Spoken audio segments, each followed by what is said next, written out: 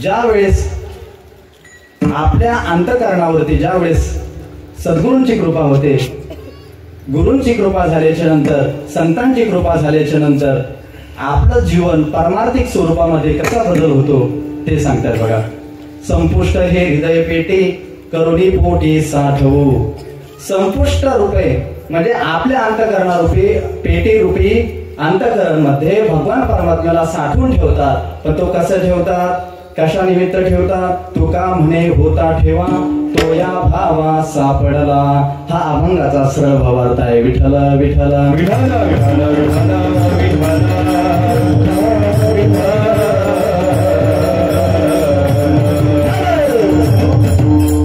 अभंगाला सुरुवात करण्यापूर्वी अल्पसा परिहार द्यायचा, तो म्हणजे असा. सालाबाद चालू असलेला आपला हा अखंड हरिनाम सप्ताह, या सप्ताहातील चतुर्थ दिवसाची कीर्तन रूपी सेवा सर्व गावकऱ्याच्या वतीने माझ्याकडे आली.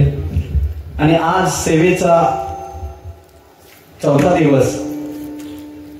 चौथ्या दिवसाच्या सेवेसाठी आवर्जून उपस्थित असणारे आमचे परम मित्र, जीवस्य कंठस्थ मित्र असणारे आमचे परम पूज्य आदरणीय सुमित स्वामीजी महाराज संगमनेरून ते या ठिकाणी आले. त्यांचे खूप खूप धन्यवाद. शिवजी देंगे साहेब हे देखील या ठिकाणी आले. संदीप महाराज हे देखील आले. त्याचबरोबर आपल्या गावामध्ये 4 दिवसापासून आलेले ही सर्व गुणीजन मंडळी आणि विशेष रूपाने भागवत कथेला आलेले सिंतवादक आणि महाराष्ट्रातील प्रथम सिंतवादक, महाराष्ट्रामध्ये ज्यांनी सिंत आणला ते एकमेव म्हणजे संतोष महाराज देवकर गुरुजी. तुम्ही त्यांचा आवाज बघितलाच असेल, सनाई कशी वाजली महाराजांनी. महाराज म्हणजे खूप व्यस्त असतात, त्यांची संस्था देखील आहे. पण एक माझ्या शब्दाला मान देऊन म्हणून लगेच आले. ते देखील आपल्या ठिकाणी उपस्थित आहे. आणि त्यांच्यासोबत अश्विन महाराज हे देखील उपस्थित आहे. अश्विन महाराज म्हणजे विशेष रूपाने तबला वाजणारे असतात. म्हणजे त्यांचं सोलो हे केवळ महाराष्ट्रात नव्हे तर पूर्ण ऑल इंडियामध्ये होतं बरं का. ते आपल्याला या ठिकाणी झालेलं आहे. खूप खूप धन्यवाद. आमचे बंधू कृष्णा महाराज हे देखील उपस्थित आहे. त्यांनी खूप सुंदर साथ दिले. नवनाथ महाराज आहे, बळीराम महाराज, आबा महाराज, परमेश्वर महाराज आहे, भास्कर महाराज आहे, माऊली महाराज आहे, आपले खल्ले गावातले उत्तम महाराज, अण्णा आहे, बापू आहे, दिला आहे, सर्व महाराज मंडळी, प्रभाकर महाराज, गिरी बाबा नाही का, आणि आपल्या विशेष रूपाने असणारे भीष्म पितामह ज्यांना म्हणतो आपण गिरी बाबा, ते देखील उपस्थित आहे. आज नाही या ठिकाणी. आणि वृंदावनवासी, ब्रिजवासी हे देखील दोघं उभा आहे. आणि विशेष रूपाने त्यांनी मला सांगितलं, महाराज जी आज हम खडे होंगे और होंगे केवळ नाही, हम सब आनंद लेंगे. मी म्हणलं ठीक आहे, आपको जैसा लगेगा वैसा आनंद लेना. ते देखील उपस्थित आहे. या सगळ्यांसाठी एकदा टाळ्या वाजवा. नाना ते देखील हार्मोनियमवर रोज सेवा करतात. ते देखील या ठिकाणी आहेत. आणि तुम्ही असणारे सर्व जन नव्हे हा अवघा जनार्दन, तुमच्या सर्वांच्या चरणावर साष्टांग प्रणिपात करतो आणि सेवेला सुरुवात करतो. विठ्ठल विठ्ठल विठ्ठल विठ्ठल.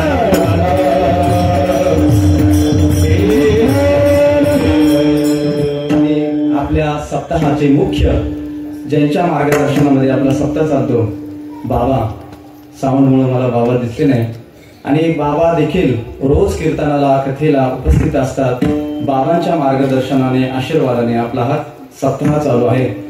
कडबा महाराज शिंदे बाबांच्या देखील आशीर्वादाने आहे. 47 वर्ष पूर्ण झाले बघा.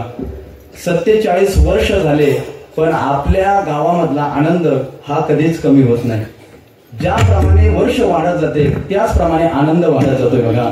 किती माता मावल्या रोज कथेला देखील त्या एवढ्याच उपस्थितीत असतात आणि कीर्तनाला देखील.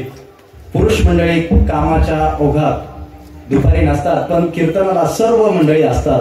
त्याबद्दल तुम्ही सर्व खूप खूप भाग्यशाली आहात. कारण की सप्ताह सगळ्यांच्या प्रारब्धात नसतो बरं का. सप्ताह आला जरी, पण त्याला रुची होणं आपल्या अंतःकरणामध्ये ही खूप मोठी गोष्ट आहे. आणि ते तुम्ही सर्वजण बघतो मी किती जण जेवणासाठी, बरं का बाबा, आमच्या गावामध्ये जेवणाला नाही जर गेलं घरी तर सगळ्यांना राग येतो. म्हणजे इतकं त्यांचा आग्रह असतो आणि महाराज लोक 4-5 जण असतात, ते सगळ्यांच्या घरी जाणं शक्य होत नाही. आणि इतका आग्रह माता माऊली जे म्हणलं ते बनायला तयार असतात. खूप भक्तिमय वातावरण आहे या ठिकाणी आणि सगळ्यांच्या उपस्थिती आहे. सगळ्यांच्या चरणात साष्टांग प्रणिपात करतो, सेवेला सुरुवात करतो. विठ्ठल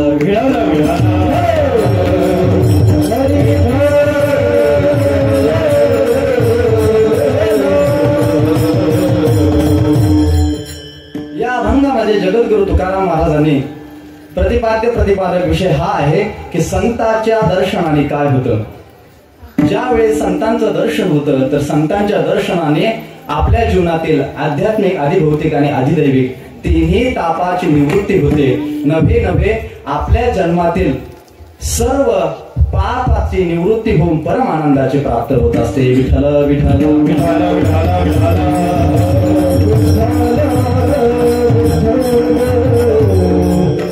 ज्यावेळी जगद्गुरु तुकाराम महाराजांनी हा अभंगाचा प्रथम चरण लिहिला असेल त्यावेळी जगद्गुरु तुकाराम महाराजांच्या अंतःकरणावर किती कृपा झालेली असेल. कारण भाग्य शब्द ज्या वेळेस आपल्या मुखात येतो, म्हणजे सामान्य लौकिक भाषामध्ये आपल्या हृदयामध्ये किंवा मनामध्ये भाग्य शब्द येत नसतो.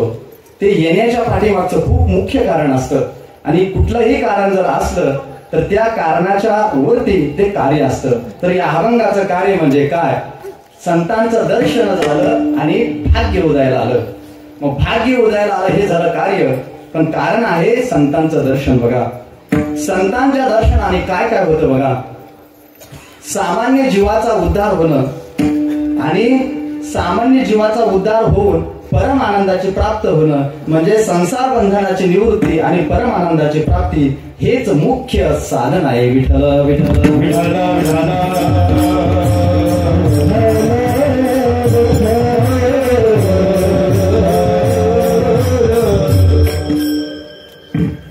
मनुष्य जन्मामध्ये सर्वात दुर्लभ गोष्टी म्हणजे 3 आहे बघा. त्या 3 गोष्टी इतक्या दुर्लभ सांगितलेल्या आहे. मनुष्याणाम सहस्रेषु कश्चित् यतति सिद्धने, म्हणजे हजारो मनुष्यामध्ये दुर्लभम त्रयमेवेतत् मनुष्यत्व मोक्षत्व महापुरुष संश्रयः.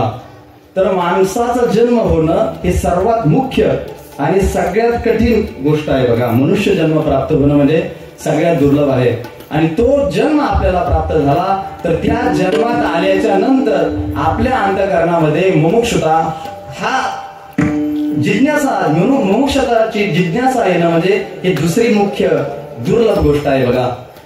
त्याच्यानंतर तिसरी गोष्ट जी आहे ती महापुरुषांचा आश्रय. आणि बहु अवघड आहे संत भेदी, बहु अवघड आहे संत भेदी,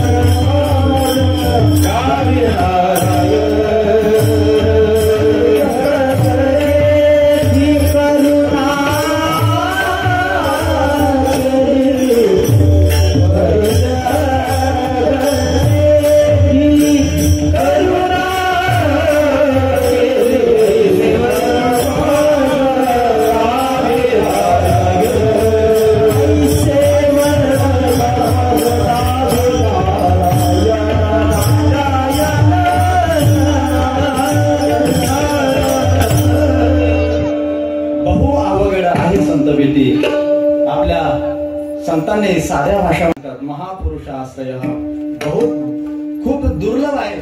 महापुरुषांचा आश्रय भेटणं म्हणजे आपल्या जीवनातील हा मुख्य क्षण असतो बघा. जर आपल्या जीवनामध्ये महापुरुषांचा जर आश्रय नाही झाला, संतांची संगत जर नाही झाली, तर आपल्या जीवनातलं दुःख हे कधीच नष्ट नसतं. मग त्या संतांच्या संगतीतलं जे सुख असतं, संतांच्या संगतीतला जो आनंद असतो, तो आनंद म्हणजे कधीच संपणारा नसतो. कारण तो आनंद अनित्य आहे. कोणता? संसारातला आणि भगवंताच्या स्वरूपातला आणि संतांच्या आश्रयाचा जो आनंद आहे तो नित्य आनंद आहे. विठ्ठल विठ्ठल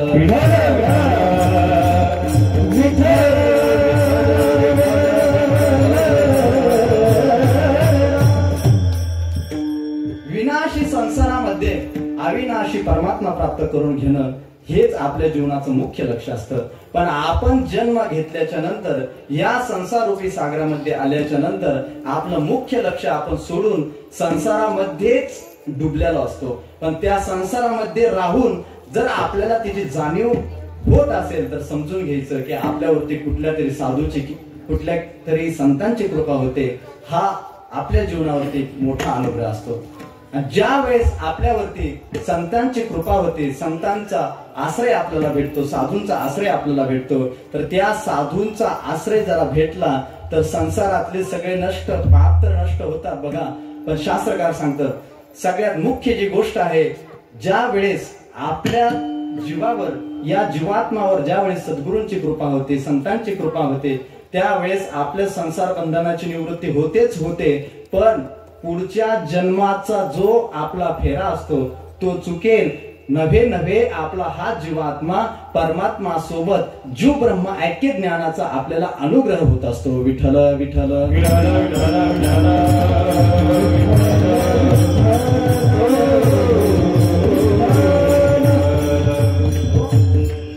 आणि त्या संगतीमध्ये त्या सुखाचं वर्णन कोणीच करू शकत नाही बघा. ज्या वेळेस संतांची संगती आपल्याला भेटते तर ते सुख कधीच मोजल्या जात नसतं बघा.